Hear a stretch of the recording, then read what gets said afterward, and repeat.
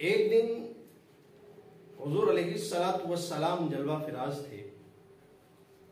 आप सल्लल्लाहु अलैहि वसल्लम ने फरमाया कि अब जो मस्जिद में सबसे पहले दाखिल होगा वो जन्नती है।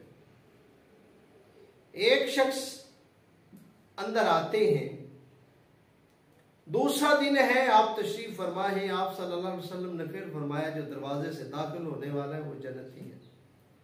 और दूसरे दिन भी वही जो सहाबी थे वो तशरीफ लेकर आए।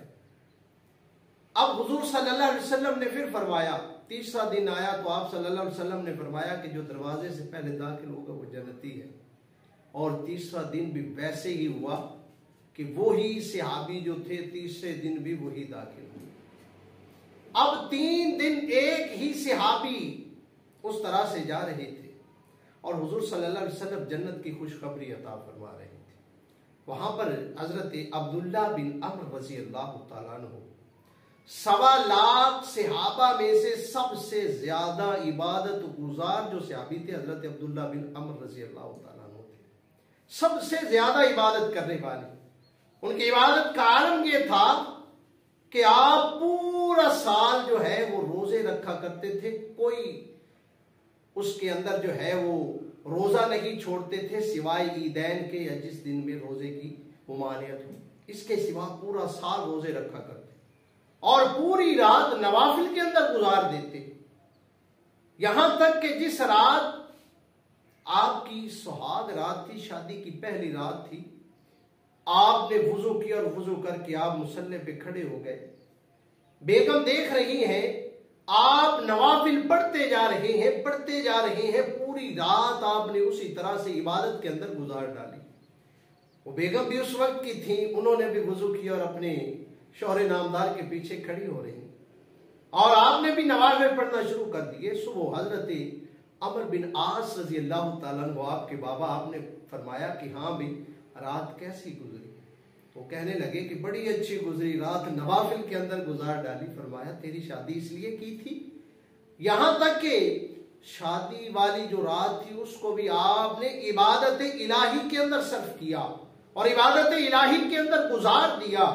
ये हजरत अब्दुल्ला बिन अम्र रज़ी अल्लाह तआला अन्हु आप में तजस्सुस पैदा हो गया कि मैंने तो ये 24 घंटे का जो वक्त है वो तो मैंने इबादत में गुजार के देख लिया है।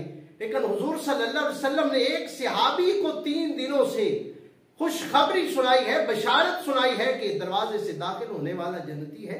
वह इसका काम तो देखो कि कौन सा ऐसा अमल है कि जो इसको जन्नत की खुशखबरी दुनिया में सुना रहा है। अब हजरत अब्दुल्ला बिन अम्र रज़ी अल्लाह तआला अन्हु उस सहाबी के घर जाते हैं और जाकर अर्ज करते हैं कि चचा मैं आपके पास कुछ दिन गुजार सकता हूं? आपने फरमाया आइए, आ जाइए मेरे पास। वो अधीर उम्र थे, बड़ी उम्र के थे। हजरत अब्दुल्ला बिन अम्र रज़ी अल्लाह तआला अन्हु फरमाते हैं कि मैंने रात को देखा कि जब ईशा की नमाज अदा कर ली तो मैंने चादर ओढ़ ली और चादर से सुराख से मैं देखने लगा कि अब ये इबादत शुरू करेंगे और इबादत करते करते ये नवाफिल पढ़ते पढ़ते रुकू ऐसे करेंगे, सजदा ऐसे करेंगे। लेकिन आपने देखा कि जब वो ईशा की नमाज पढ़ के आए तो आपने अल्लाहुम्मा बिस्मिका अमूतु व अहया दुआ पढ़ी और आप सो गए। हजरत अब्दुल्ला बिन अम्र फरमाते हैं कि सारी रात मैं देखता रहा कि उनकी जब आंख खुली तो वो फजर की अजान पर आंख खुली, उससे पहले आप सोते रहे। आपने फरमाया हो सकता है कल करेंगे। दूसरी रात भी आपने इसी तरह से गुजार डाली और देखते रहे कि कौन सा ऐसा अमल है कि जिसकी बुनियाद पर दुनिया के अंदर आपको जन्नत की खुशखबरी सुना दी गई। आप फिर देखते रहे, दूसरी रात भी ऐसे ही हुआ, ईशा की नमाज पढ़ी, आप देखने लग गए और वो आए और तशरीफ लाकर अल्लाहुम्मा बिस्मिका अमूतु व अहया दुआ पढ़ी और सो गए। रात तीसरी जब आई तो आपने वही सिलसिला किया। जब आप सुबह जाने लगे तो आपने कहा कि चचा बात सुनिए, मुझसे बाप मेरा नाराज नहीं था, कुछ भी ऐसा काम नहीं था, मैं तो सिर्फ आपको देखने के लिए आया था कि मुस्तफा सल्लल्लाहु अलैहि वसल्लम ने आपको 3 दिनों से खुशखबरी सुनाई है जन्नत की। मैं तो देखना चाहता था कि आपका वो अमल कौन सा है ताकि मैं भी वो अमल कर सकूं। अब वो फरमाते हैं कि आपने देख ली है मेरी रूटीन, तो जो मैं करता हूं वो तो आपने देख लिया है। लेकिन जब दरवाजे पे पहुंचे ना तो आपने फरमाया सुनो मेरी बात। हजरत अब्दुल्ला बिन अम्र को बुलाया और फरमाया कि मेरा दिल बिल्कुल साफ है, इस दिल के अंदर किसी के लिए नफरत नहीं है, इस दिल में किसी के लिए हसद नहीं है, इस दिल में किसी के लिए बुग़्ज़ नहीं है। किसी को नेमत मिले तो मैं अल्लाह का शुक्र अदा करता हूं और उसके लिए और दुआ करता हूं। कभी मैंने दिल के अंदर उसके लिए खोट नहीं रखा, दिल के अंदर उसके लिए कभी मैंने बुग़्ज़ नहीं रखा, हसद नहीं आया, मेरी जुबान से किसी को तकलीफ नहीं पहुंची, मैं अपने दिल को साफ रखता हूं। यही मेरा अमल है।